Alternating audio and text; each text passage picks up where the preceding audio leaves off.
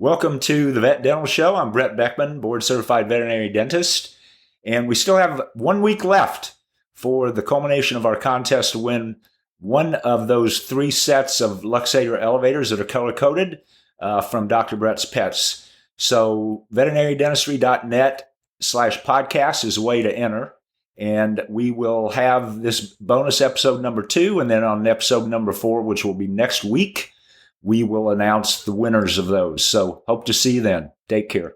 When we're looking at the anesthesia event, what we're after is what is the quickest and what is the safest way to get that patient up and out of anesthesia. We talked about this in, I think, the second case or the third case about the progression that you want to take with radiographs first. And that radiographs first is mainly to get that estimate up quick and ready to go so that the doctor can start. And it's also to tell the tech what teeth not to clean.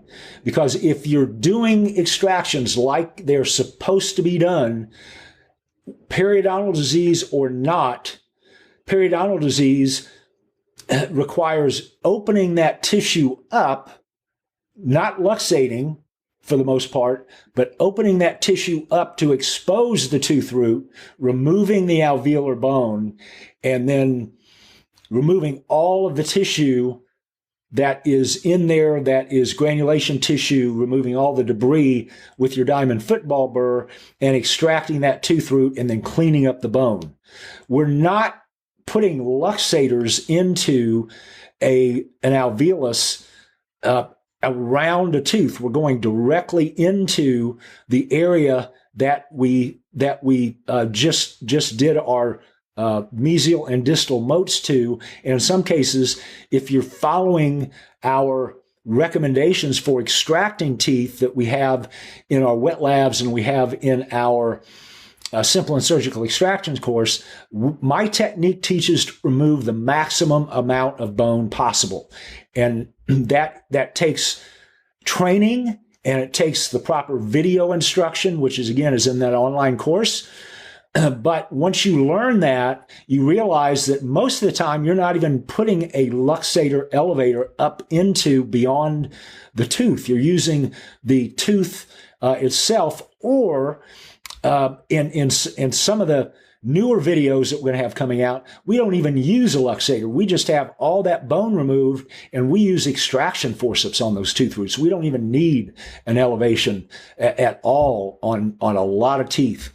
And that holds true a lot of times for cat, even mandibular premolars and canines. So got some new techniques coming out, new techniques we're going to be teaching in a lab. All of these are maximum bone exposure, and they make it so much easier. But to your point, we're not doing that anymore. If we are, that begs more training to be able to learn those techniques to do the best for the patient. Let me back up a little bit. If we have a fractured tooth, if that tooth is fractured, we're going to have to remove bone with a surgical extraction. We're going to be there all day, depending on what the tooth is. But let's say it's a big tooth. Let's say it's a maxillary canine tooth. If it's a maxillary canine tooth and we're removing all that bone and exposing all that, literally we can use extraction forceps in 80% of those without any luxation if we do the bone removal correctly. The other point of that is, if it's a maxillary canine tooth and it's mobile because almost all the bone's gone, if you guys know that doing surgical extractions, you know how much debris is in that area, and there may be packed debris in the nasal cavity along with necrotic turbinates. So extremely important with periodontal disease, even though that tooth is mobile, not to be putting a luxator elevator up there and forgetting that we need to get up in there and clean that out. So everybody, please, if you don't take anything away from today, please take that away. We need to be doing full mouth radiographs. We need to be doing surgical extractions. We need to be confirming there are no root tips after those surgical extractions with radiographs as well. Good question. Thanks for watching. I hope you got a lot out of that. Again, veterinarydentistry.net. veterinary.com/podcast. Subscribe to us on iTunes and help us spread the word to your colleagues about veterinary dentistry. Take care.